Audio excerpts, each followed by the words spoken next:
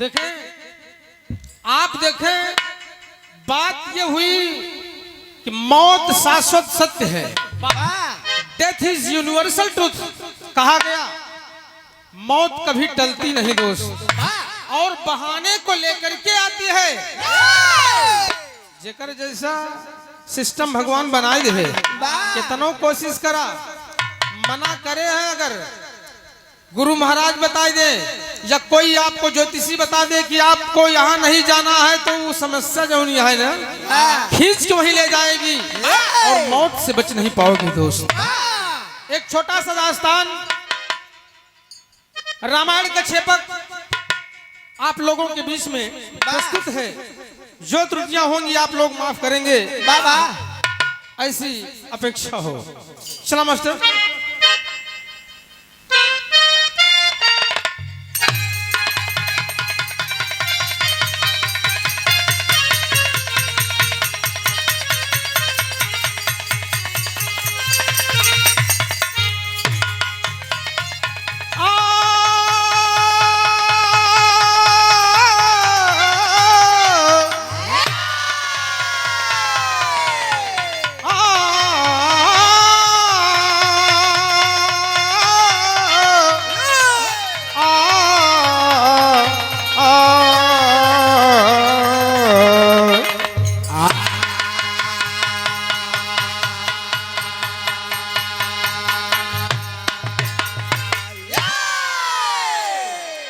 एक दिन की बात हो बाबू जी, क्या नारद मुनि एक बार,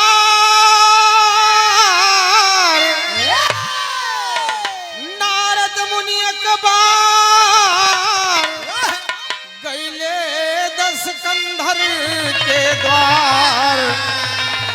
जय जयकार मनावे बोले मधुरी बान।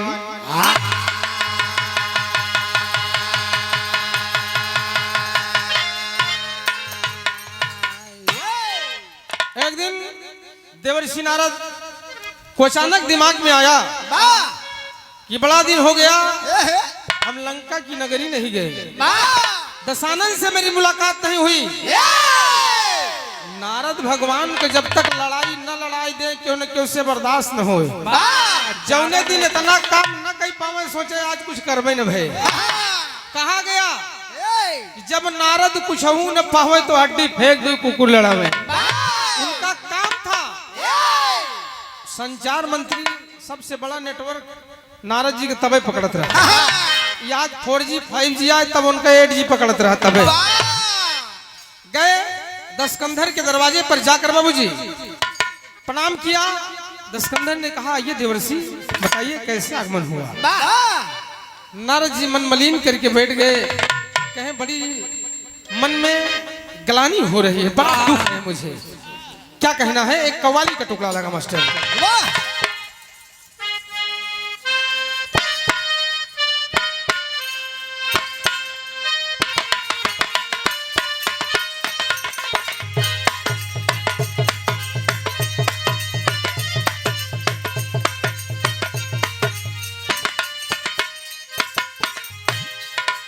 कहना है क्या?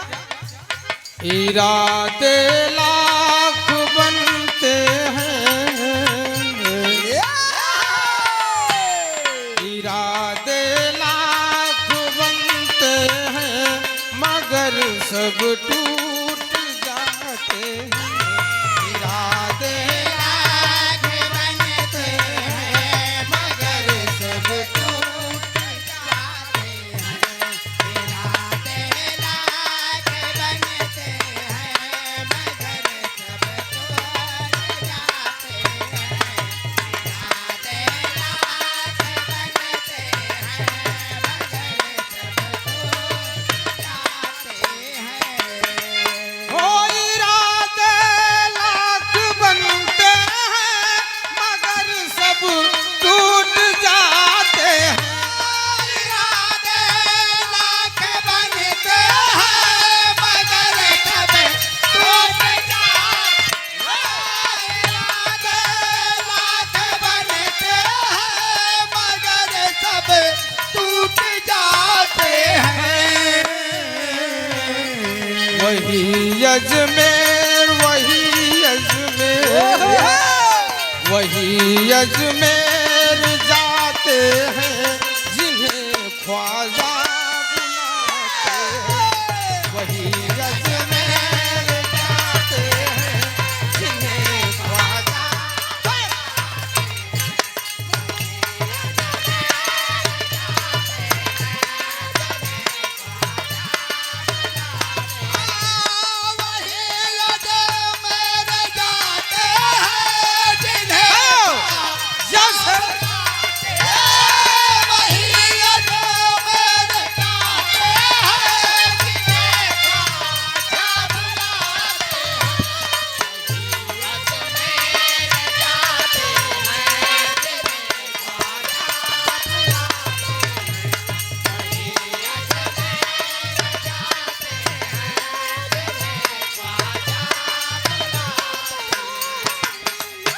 ओरिजिनल है दोस्त, लेकिन कहना है आज देवर्षि जाकर दसकंधर से बता रहे हैं। बाबा क्या कहते हैं?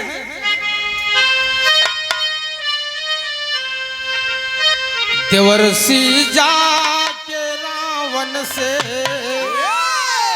देवर्षि जाके रावण से कहा मधुरी ये वाणी है। देवर्षि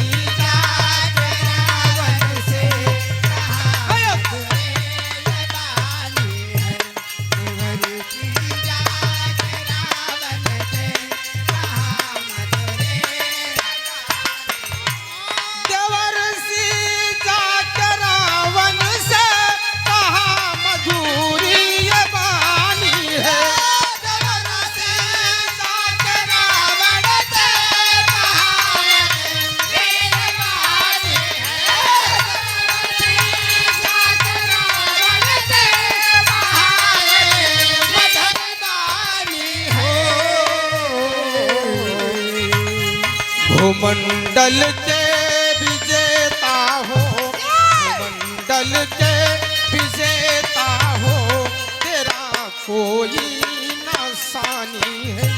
भूमंडल के विजेता हो,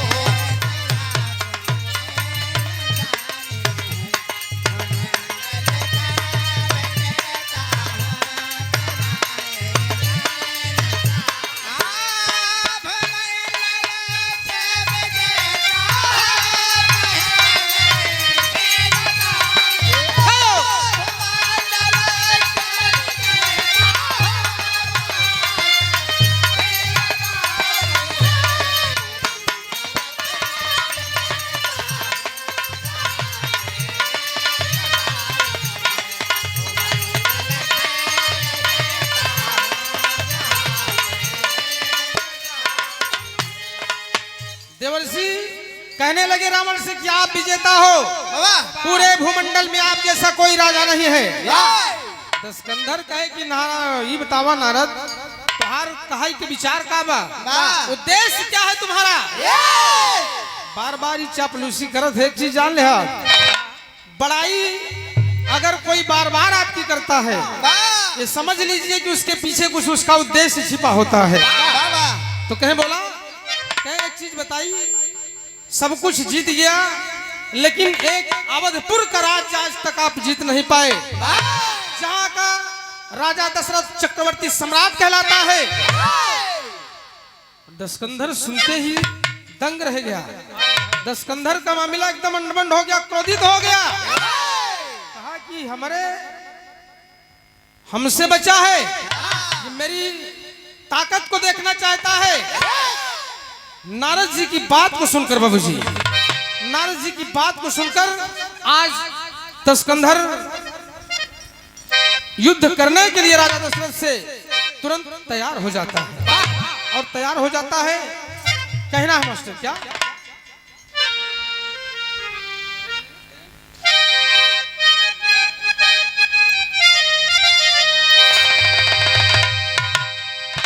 अरे नारद जी बोले बानी,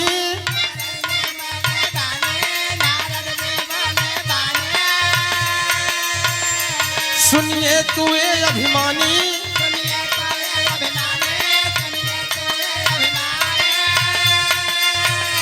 सानी है तेरा कोई है नहीं भूमंडल अंदर।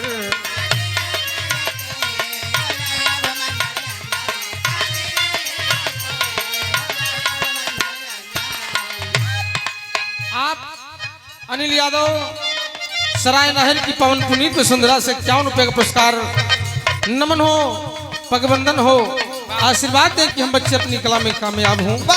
और आप श्रोता के द्वारा ही हम कलाकारों का जो वजूद है, कलाकारों का वजूद आपके द्वारा है।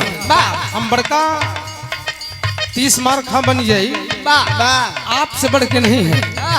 आप ही हमारे भगवान है। मंदिर के तनु बढ़िया हो, अगर मूर्ति न हो, भगवान का मूर्ति न हो, पूजा न हो, मतलबे नहीं नो मंदिर के। तो आप हमारे देवता हैं, आपसे निवेदन है आप आशीर्वाद दें कि हम बच्चे कला में कामयाब हों। अरे कहना है क्या? सुन के नारद की वाणी,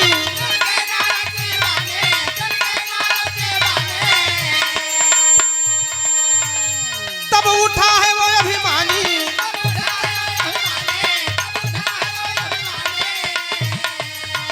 वो सोचा है मन में अपने है कोई नहीं है अंदर।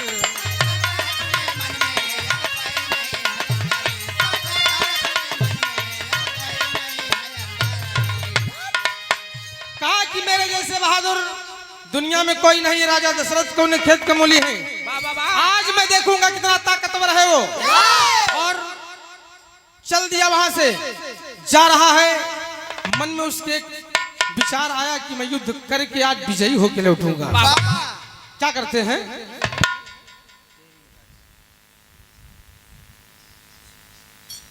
आप आदरणीय कमल साउंड सर्विस बहोरीपुर की पावन पुनीत वसुंधरा से 101 रुपया का पुरस्कार। नमस्ते भैया के, बड़ा बढ़िया साउंड सिस्टम हो। इनके मशीन बहुत बढ़िया बा। मशीन के ऊपर तो सारा चीज डिपेंड पर बच्चा। मशीन अगर गड़बड़ा गया तो सब मामला गड़बड़ हो गया। कहना है टेरी में कहना मास्टर। एक बच्चे बढ़ाओ।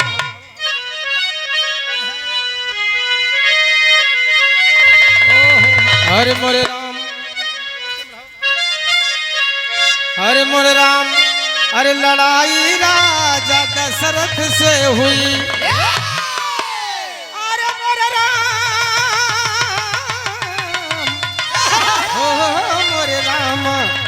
अरे लड़ाई राजा दशरथ से ढंगी, अरे भुजा के ताकत देखबई चल दी नारिसी आई। लड़ाई राजा दशरथ से ढंगी है।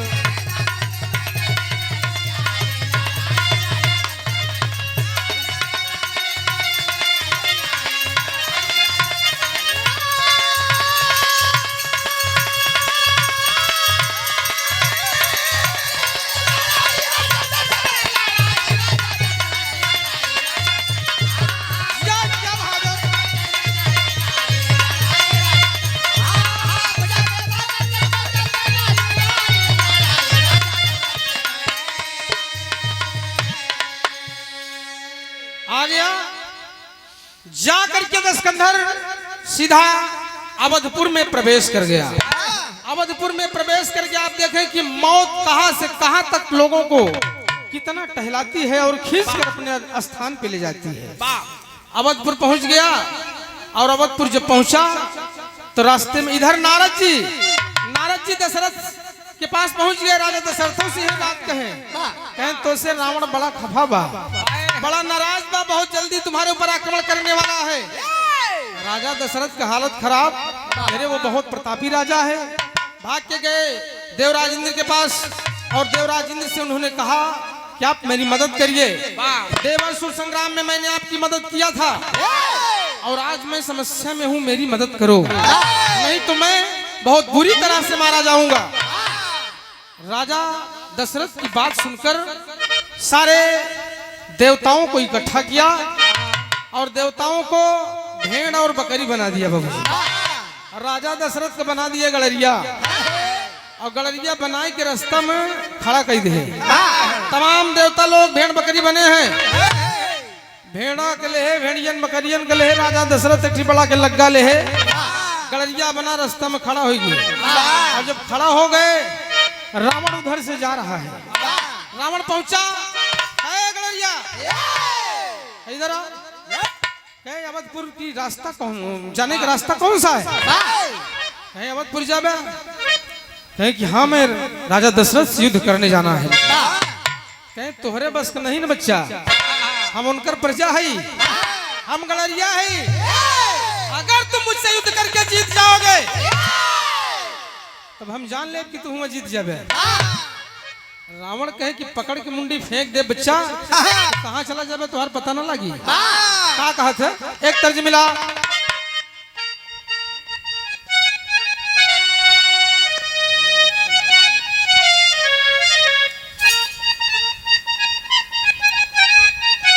रामदेव गुरु गावे बड़े बढ़िया ढंग से गावा। जब बुल्लू उस्ताद से रामदेव उस्ताद से हो भी रहा कितना बढ़िया हो। और दोनों जने एक दूसरे पर मार मुस्की चढ़ावे। क्या कहें?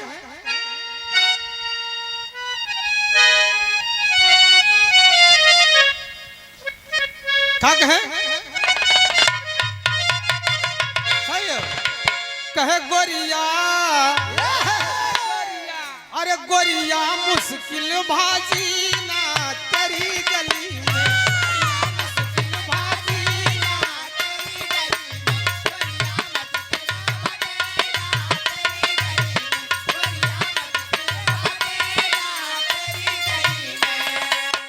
गोरिया मुश्किल भाजी ना तेरी गली, तेरी गली, तेरी गली में। ओ मजा बर हो महीना तेरी गली में।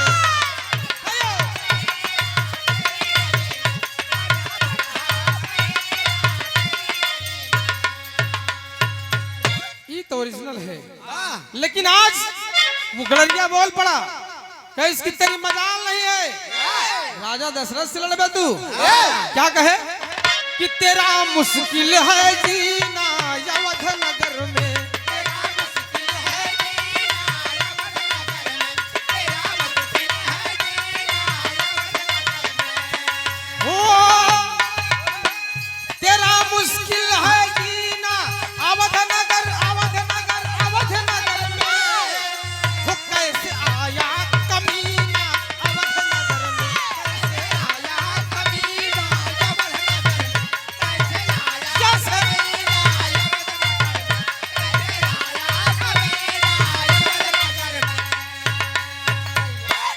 और दोनों में बातें बढ़ गई। इधर गड़रिया उधर लंकेश, दोनों पीछे नहीं हट रहे हैं। और एकदम माथा गर्म हो गया।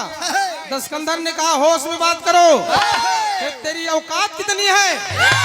तेरे जैसे मेरे यहाँ पानी भरते हैं, मुझसे लड़ेगा? बस बातें बढ़ गई बाबूजी। और दोनों लोग जुड़ गए, एक दूसरे के आमने सामने हो गए। मल्ल युद्ध होने लगा, पहलवानी हो लगी। लग्गा फेंके राजा दशरथ उधर और जुट गए एक दूसरे से। बाबूजी क्या करते हैं? एक तर्ज मिला मास्टर, कहना है क्या?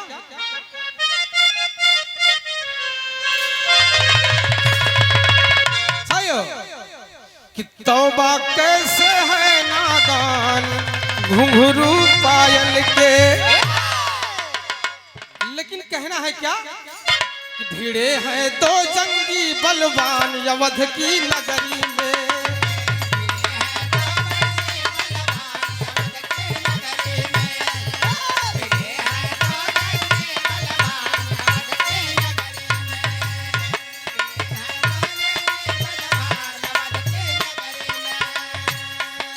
राजा दशरथ बड़े खिलाड़ी, राजा दशरथ बड़े खिलाड़ी जान गए अभिमान। राजा दशरथ बड़े खिलाड़ी जान गए अभिमान। राजा दशरथ बड़े खिलाड़ी जान गए अभिमान। आप आदरणीय श्रद्धेय राम खिलौन यादव जी गोपालापुर की पावन पुनीत वसुंधरा से 51 रुपए का पुरस्कार, नमस्ते प्रणाम, आशीर्वाद की अपेक्षा हो। राजा दशरथ बड़े खिलाड़ी जान गए अभिमान।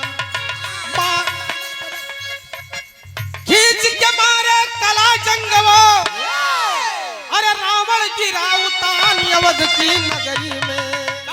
निकल गा सब उसे खिसान अवध की नगरी में, निकल गा सब उसे खिसान अवध की नगरी में।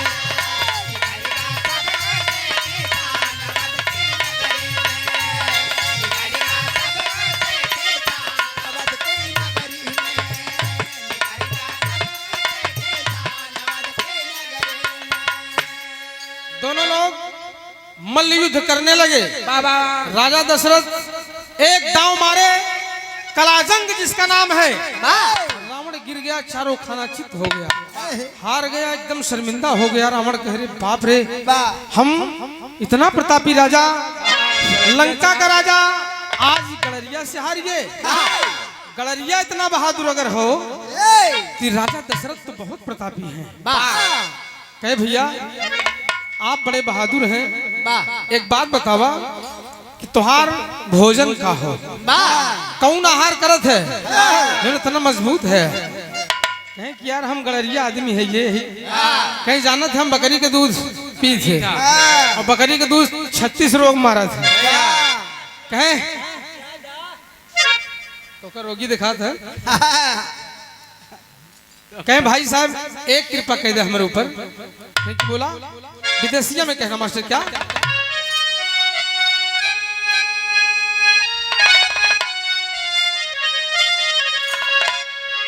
अरे बोला सर माई ताबा,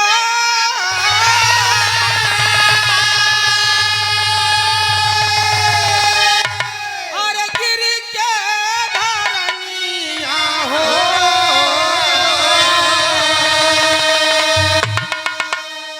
अरे काव हवे तोहरा बताई द्या भोजनवा।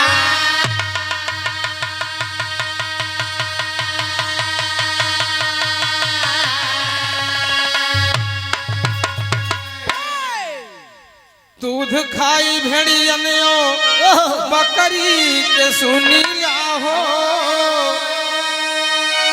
दूध खाई भेड़ियनियो बकरी के सुनी हो, अरे चंगी जवान बोलाई से बयाना।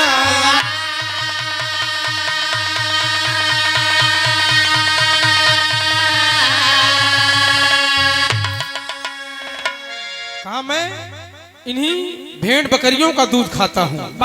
कहें भाई एक काम कर बे, एमा से एक हमका दे देते हैं और दे दा, बड़ी कृपा होगी आपकी कि हम जिंदगी भर शुक्रगुजार होंगे। एक मुझे दे दीजिए। कहें लेकिन लई तो जाया भाई का मारा काटे ना, नहीं चक्कर में सोचा कि कहीं मांस खाई रही, मारना काटना नहीं है, ले जाके इसके दूध को खाना। लेकिन पापी के मन में तो अलग ही बात होत है ना। चरण धरत चिंता करत चितवत चारी ओर, और सुवरन को खोजत फिरत कभी व्यभिचारी चोर। जेकरे मन में जौन बा वो अंदर अंदर अलग चलत, ऊपर दिखावे वाला अलग हो। रावण को दे दिया, कहीं जा बेरा लग गैन घूमे देखे, चक्कर काट के देखे एक मोट के बढ़िया, वही शनिचर महाराज बना रहा भेड़ा, देखे सोचे से ही में बढ़िया मटेरियल निकली, उठाए सब कंधे पे रख लिया बाबूजी, और रख लिया और कहा कि भाई साहब मैं जा रहा हूं, मैं राजा दशरथ से नहीं लड़ूंगा, मैं फिर लौट कर आऊंगा अपनी तैयारी के साथ, तब राजा दशरथ से युद्ध करूंगा। और यही सोचकर बाबूजी चल दिया। कहना है दादा रामधार जी गाँव है, इलाहाबाद के थाती हो दोस्त, क्या कहना मास्टर? अरे राम झकोरा मारे झुलनी, अरे राम झकोरा मारे झुलनी, साड़ी लहराई हो झकोरा मारे झुलनी, साड़ी लहराई हो झकोरा मारे झुलनी, साड़ी लहराई हो झकोरा मारे झुलनी, झकोरा मारे झुलनी।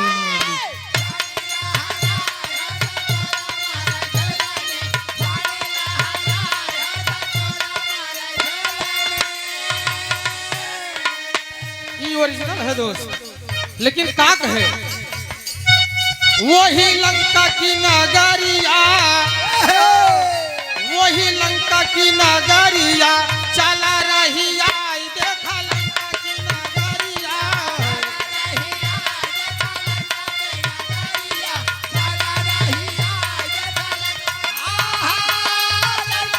जिया जिया हो अयो हाय हाय।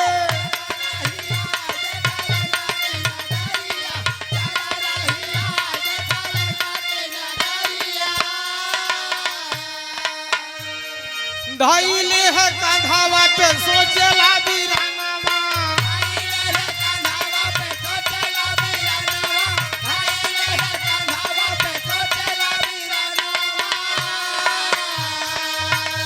अरे जाई के पहुंचा देखा लंका के गोहनावा।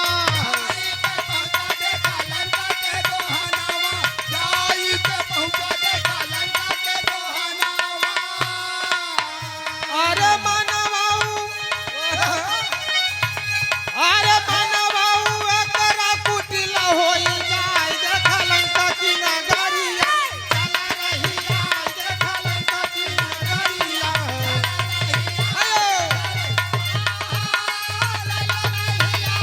जिया जिया भगत।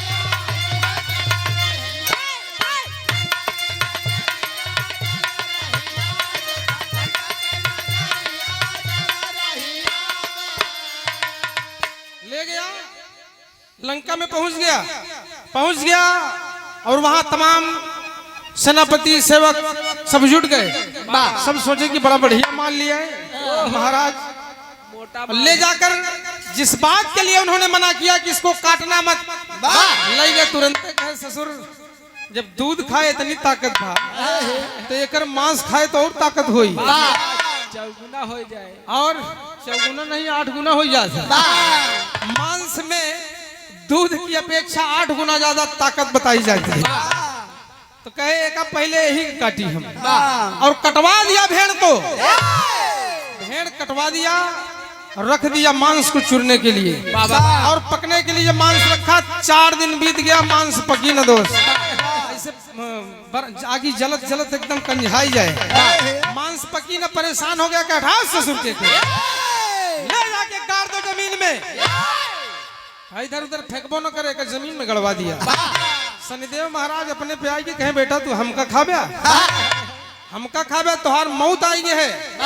लंका में हम तुहार मौत बन के आए हैं। और क्या करते हैं बाबूजी, आगे शनिदेव जी को गाड़ दिया। और कालांतर में वक्त गुजरा, इधर कैकेयी के द्वारा श्री राम को वनवास हो गया। और श्री राम को वनवास हुआ, जाकर पंचवटी में आश्रम बना के रहने लगे। और एक कपट मृग के चक्कर में सीता का हरण हो गया। और हरण हो गया जब तो का हुआ, इधर हनुमान जी सीता का पता लगाने जाते हैं। आल्हा में कहना मास्टर,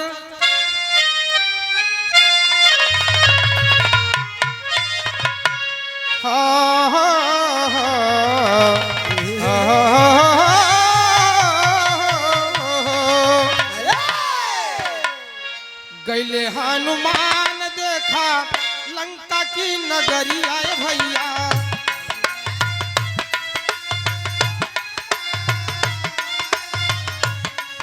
ओ चूड़ा माड़ी लेके गए पवन कुमार।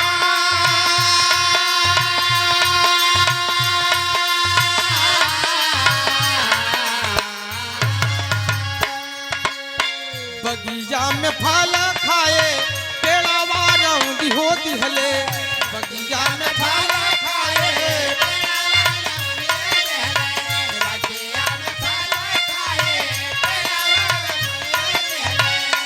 हो जाई के ढूंढई लगले लंका के मझा।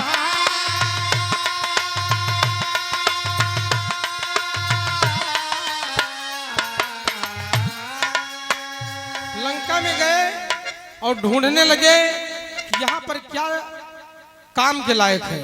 घूम घूम कर देख रहे हैं। तब तक मेघनाथ आया। अक्षय कुमार का वध करने के बाद मेघनाथ और क्रोधित हो गया। कई बगिया उजड़वे मेरे भाई को मार दिया।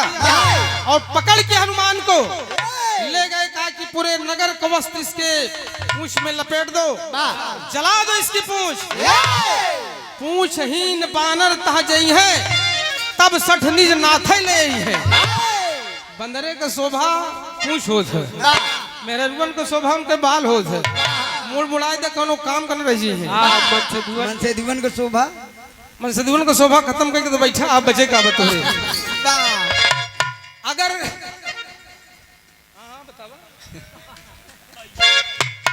है ये नहीं ना का बचा बा।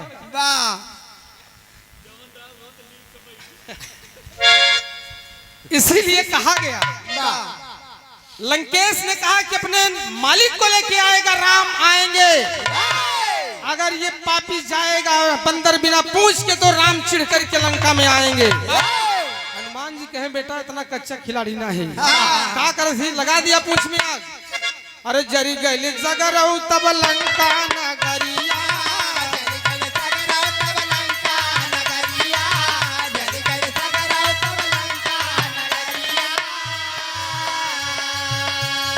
हे बाबू अगवा के सुनाई जहां,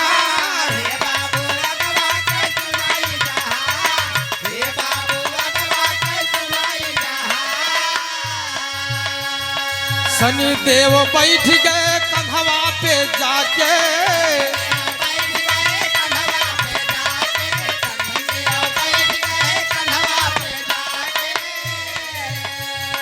लंका नगरिया के कई दिहले छार,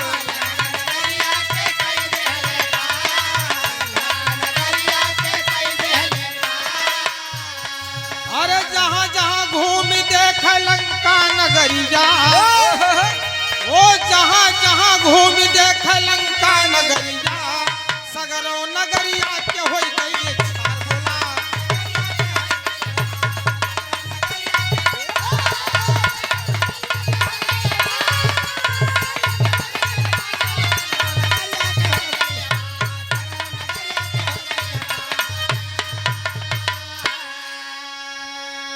आप आदरणीय श्रद्धेय बेनी माधव बिरहा के बहुत अच्छे कलाकार अपने जमाने के, और आप हमारे पड़ोसी हो।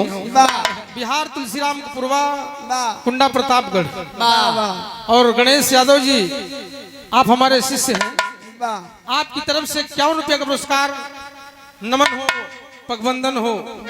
पुराने कलाकारों के साथ पुराने, अच्छा अच्छा,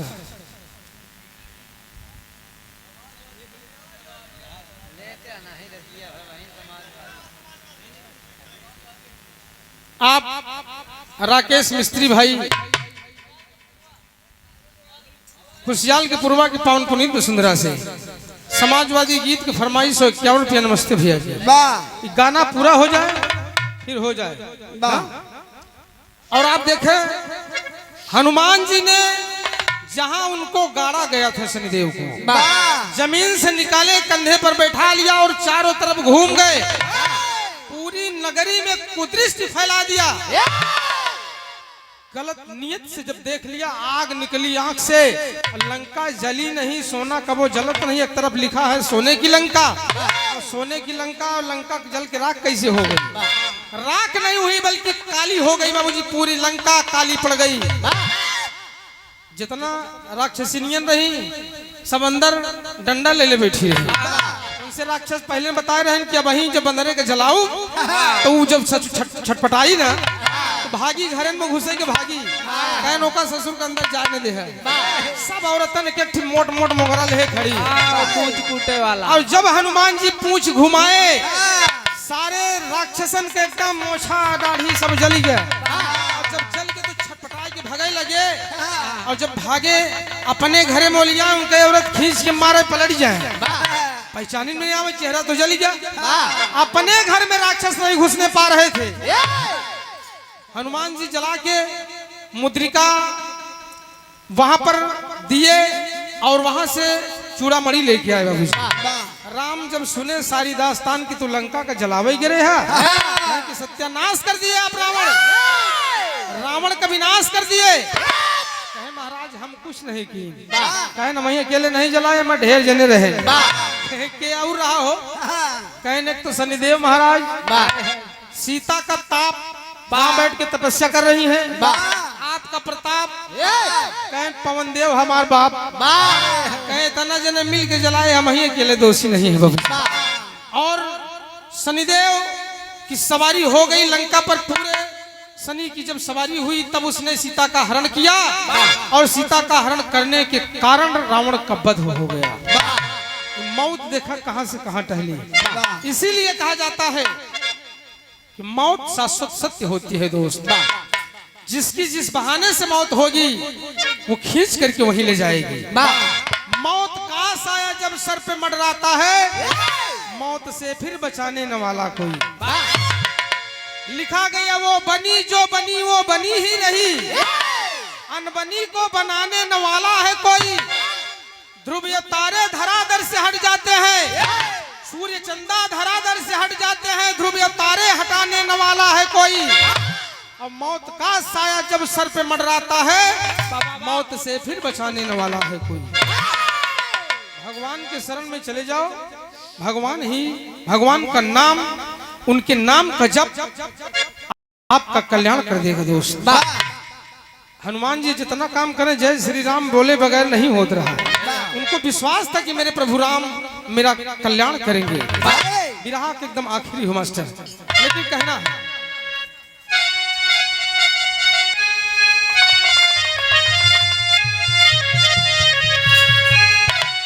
अरे श्री राम लंकेश के बधनवा की है। अरे श्री राम लंकेश के बधनवा की है। अरे लइके सीता तब अवधपुर पयनवा की है।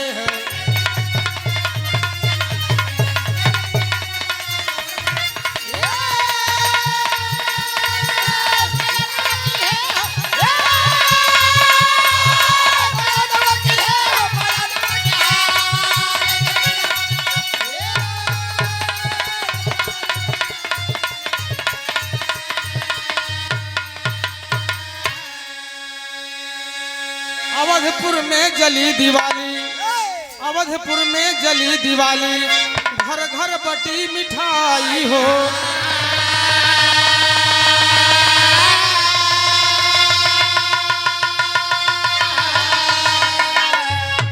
और सीता के लेकर के प्रभु जी, सीता के लेकर के प्रभु जी जहिया अवध में आई हो।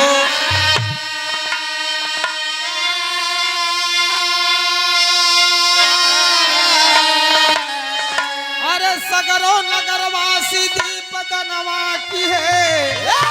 अरे सगरो नगरवासी दीप दनवा की है। लइके सीता के अवध में पयनवा की है।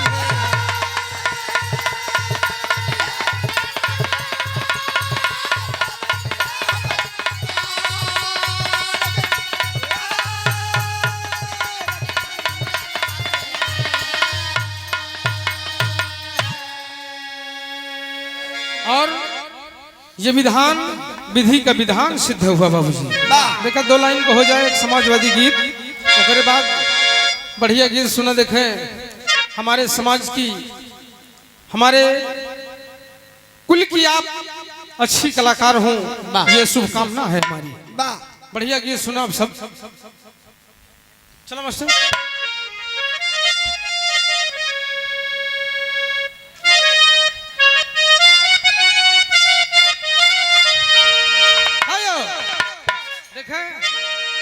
ये देश तब भी गुलाम था, आज भी गुलाम है।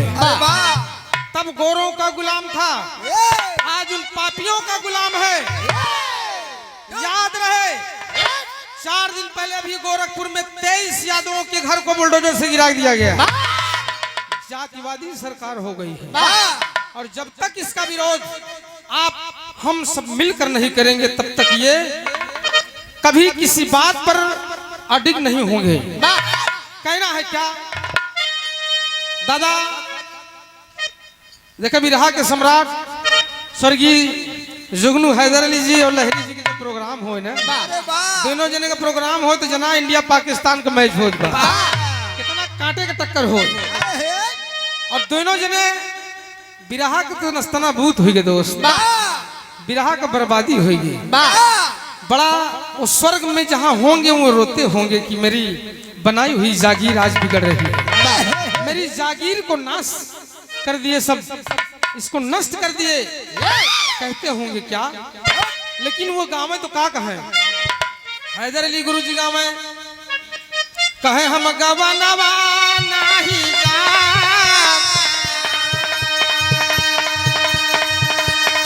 हम गवनवा नहीं जा, नई नई प्रीत लगल यही रंगवा, हम गवनवा नहीं जा।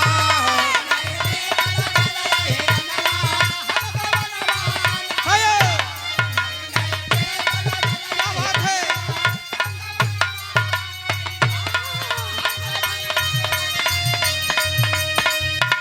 लेकिन लहरी उस्ताद के नंबर आवे कहाँ है, हैदर मियाँ किससे बात कर रहे हो, कि मैं किंग हूँ।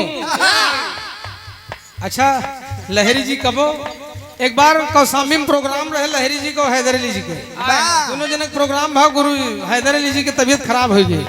रात में वो कहे कि यार लहरी भाई तबीयत खराब है यार थोड़ा गावा, कहे ठीक है बिल्कुल। बैठ गए अपन गाना गाय किए, खड़ा बहन माइक चालू किए, घरैया मालिक की सहमति से भी खड़ा बहन कहें कि जब गावे लाए नहीं यहाँ तो का करे चलावत है, कहें जब गावे लाए नहीं यहाँ तो का करे चलावत है, पैसा का लालच में बंद कर दिया। बड़ा बेइज्जती किए। हैदर अली गुरु एकदम गुस्साए कहे कि बताओ चाहे ससुर करेजा फाट जाए बिना भी रहा गायब हम चाहिए, हैदर चाहिए नहीं, हैदर ससुर इतना हल्के में है। खड़े हो गए बाबूजी, बिरहा रात भर गए, सवेरे लहरी उस्ताद मंच से नीचे उतरे, सरदार अस्पताल तक ले गए, सरदार हॉस्पिटल में लेके दवाई करवाए। ओकरे बाद कहन मंच की गरिमा अलग है और हमारे आपकी दोस्ती की गरिमा अलग है। कितना बढ़िया तालमेल रहा। का गावे कहे हम गवनवा लइके जा, हम गवनवा लइके जा, चाहे फाट पर यही रंगवा, चाहे फाट पर यही रंगवा, हम गवनवा लइके जा, चाहे फाट पर यही रंगवा, हम गवनवा लइके जा, चाहे फाट पर यही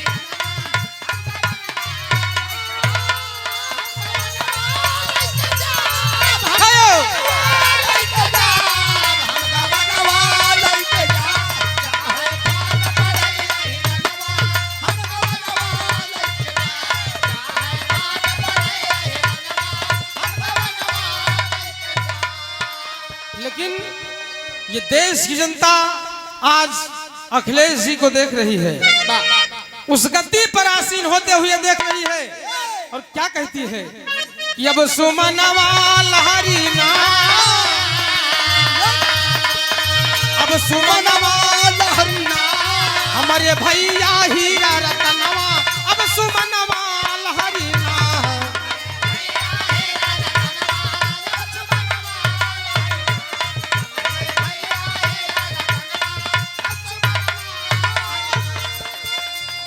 और क्या कहते हैं, ये जनता की आवाज है। अखिलेश यादव जी के सिर पर ताज होना चाहिए दोस्त। क्यों, क्या कहते हैं,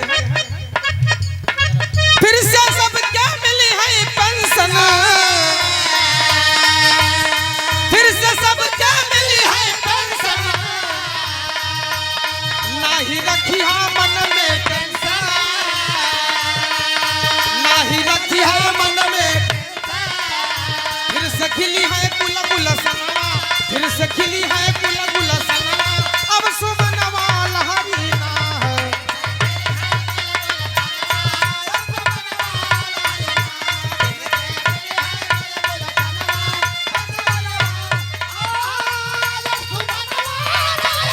जब हदर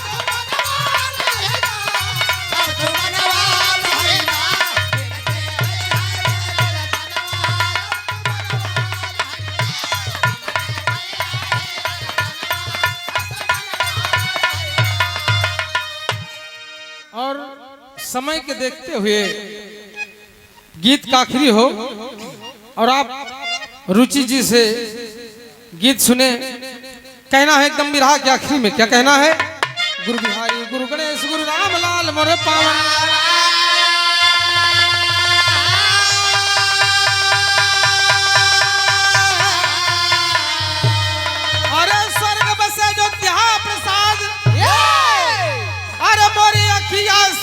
लुभावन हो।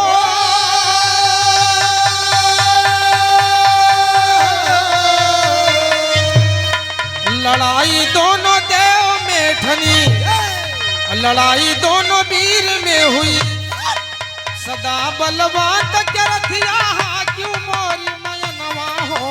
लड़ाई दोनों वीर में हुई,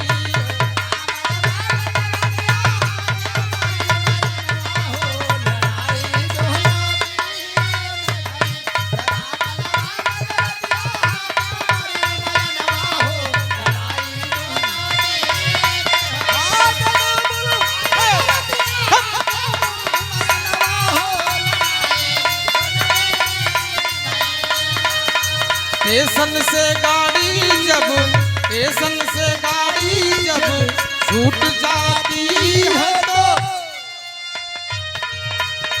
स्टेशन से गाड़ी जब छूट जाती है तो, एक दो तीन हो जाती है।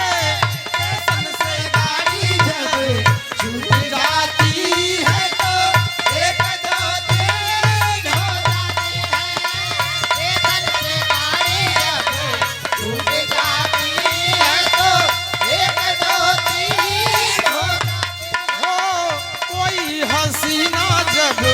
कोई हसीना जब रूठ जाती